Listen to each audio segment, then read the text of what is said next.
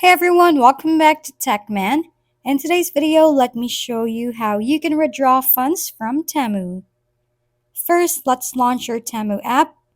Make sure you are already logged in.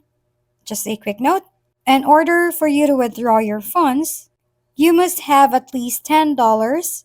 And since I don't have $10 on my TEMU, we can't see most of the options here, but I will teach you how. If you have the amount, click you on the bottom part of your screen.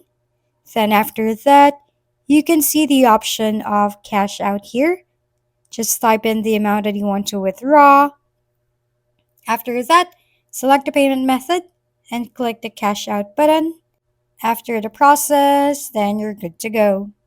If we've been helpful, kindly give us a thumbs up and don't forget to hit the subscribe and bell button for more contents. For any questions and suggestions, comment down below.